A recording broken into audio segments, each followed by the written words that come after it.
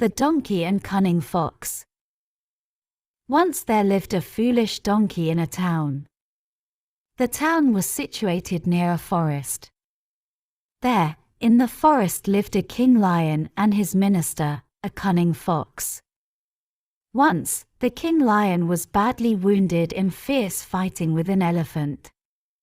He became unable to hunt for his prey. So he asked his minister, the cunning fox, to bring some good meals for him. As the fox used to share the prey, which King Lion hunted for his meals, he at once set out to search for food. While wandering here and there, the fox met a donkey. The donkey looked foolish, nervous, and hungry.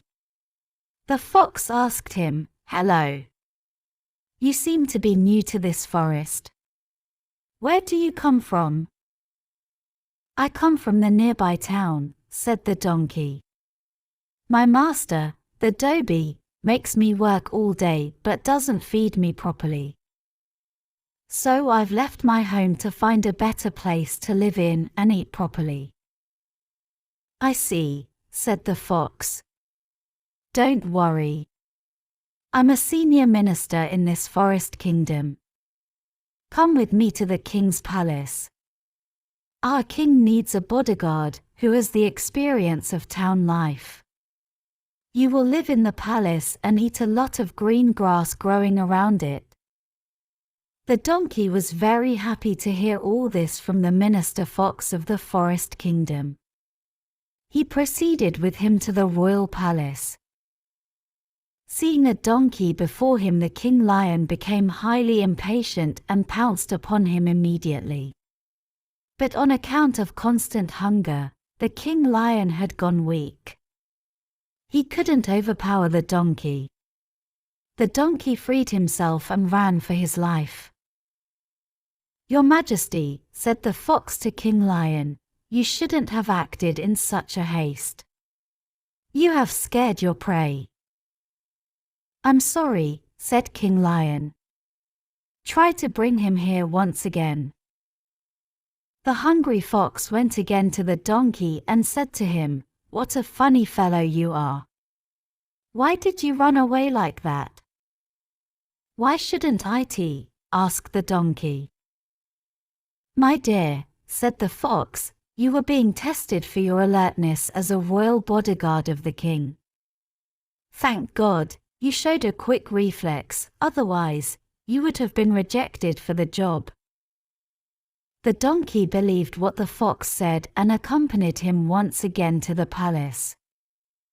There at the palace, the king lion was hiding behind the thick bushes. As soon as the donkey passed by the bushes, the lion pounced upon him and killed him instantly. Just when the lion was about to begin eating the donkey, the fox said, "Your Majesty, you're going to have your meals after quite a few days. It's better you first take a bath and offer prayers." The king lion roared and said to the fox, "Stay here. I'll be back right now." The lion went to take a bath and offer his prayers. In the meantime, the fox ate the donkey's brain. When the king lion came back to eat his prey, he was surprised to see that the donkey's brain was missing. "Where is this donkey's brain?" The king lion roared in great anger. "The donkey's brain," the fox expressed his surprise. "Your Majesty, you're fully aware that donkeys don't have a brain. Had that donkey ever had a brain, he would never have come with me to this palace for the second time." "Yes," agreed King Lion, "that's the point." And he started eating happily the rest of the flesh of the dead donkey. Sometimes a cunning argument outwits normal intelligence.